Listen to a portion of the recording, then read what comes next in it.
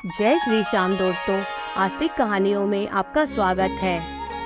सावन मास महत्तम छठा अध्याय, जिसको सुनने मात्र से ही भगवान शिव की असीम कृपा प्राप्त होती है। सोमवार व्रत का विधान।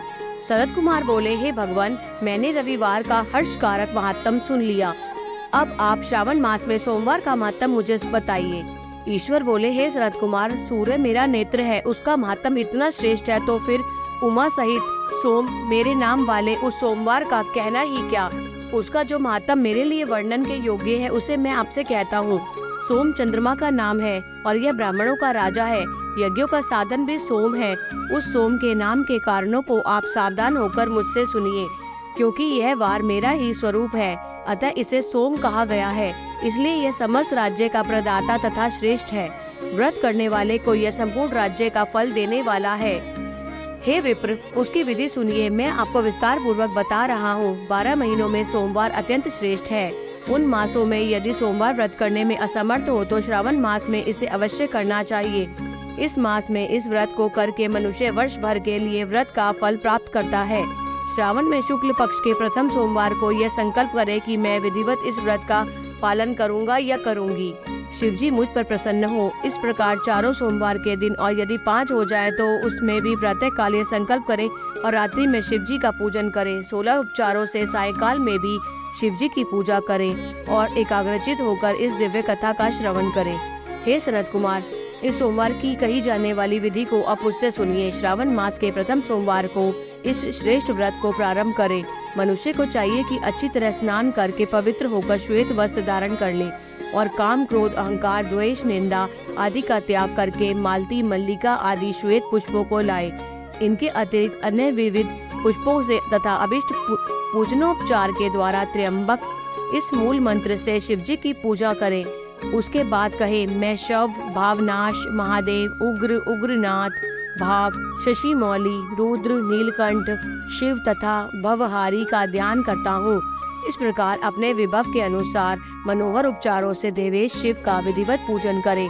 जो इस व्रत को करता है उसके पुण्य फल को सुनिए। जो लोग सोमवार के दिन पार्वती सहित शिव की पूजा करते हैं वे पुनरावृत्ति से रहित अक्षय लोक प्राप्त करते हैं। हे सनत कुमार, इस मास में नक्त व्रत से जो पुण्य प्राप्त होता है उसे मैं संक्षेप में कहता हूँ। देवताओं तथा दानवों से भी अभेद्य 7 जन्मों का अर्जित पाप नक्त भोजन से नष्ट हो जाता है। इसमें संदेह नहीं करना चाहिए, अथवा इस अत्युत्तम व्रत को उपवास पूर्वक करें। इसे करने से पुत्र की इच्छा रखने वाला मनुष्य पुत्र प्राप्त करता है और धन चाहने वाला धन प्राप्त करता है। वह जिस जिस अभीष्ट वस्तु की कामना करता है उसे पा लेता है। इस लोक में दीर्घकालिक वांछित सुखोपभोग को भोग कर अंत में श्रेष्ठ विमान पर आरूढ़ होकर वह रुद्र लोक में प्रतिष्ठा प्राप्त करता है। चित्त चंचल है, धन चंचल है और जीवन भी चंचल है, ऐसा समझकर प्रयत्न पूर्वक व्रत का उद्यापन करना चाहिए। चांदी के वृषभ पर विराजमान स्वर्ण निर्मित शिव तथा पार्वती जी की प्रतिमा अपने सामर्थ्य के अनुसार बनानी चाहिए। इसमें धन की कृपणता नहीं करनी चाहिए।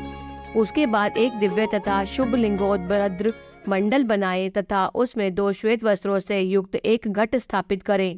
घट के ऊपर तांबे तथा बांस का बना हुआ पात्र रखें और उसके ऊपर उमा सहित शिव को स्थापित करें। उसके बाद श्रुति, स्मृति तथा पुराणों में कहे गए मंत्रों से शिव की पूजा करें। पुष्पों का मंडप बनाएं तो और उसके ऊपर सुंदर चंदोवा लगाएं। उसमें गीतों तथा बीजों की मधुर ध्वनि के साथ रात में जागरण करें। उसके बाद बुद्धिमान मनुष्य अपने गृह सूत्र में निर्दिष्ट विधान के अनुसार अग्नि स्थापन करे और फिर शव आदि 11 श्रेष्ठ नामों से पलाश की समिधाओं से 108 आहुति प्रदान करें। यव, व्रीहि, तिल आदि की आहुति आप्यास्व इस मंत्र से दें और बिल पत्रों की आहुति त्र्यंबक अथवा षडक्षर मंत्र ओम नमः शिवाय से प्रदान करें। उसके बाद स्वस्तिकृत होम करके पूर्णाहुति देकर आचार्य का पूजन करें और बाद में उन्हें गौ प्रदान करें। उसके बाद 11 श्रेष्ठ ब्राह्मणों को भोजन कराएं और उन्हें वंश पात्र सहित 11 घाट प्रदान करें। इसके बाद पूजित देवता को तथा देवता को अर्पित सभी सामग्री आचार्य को दे और तत्पश्चात प्रार्थना करें, मेरा व्रत परिपूर्ण हुआ। और शिवजी मुझ पर प्रसन्न हो। इसके बाद बंधुओं के सहित हर्षपूर्वक भोजन करें।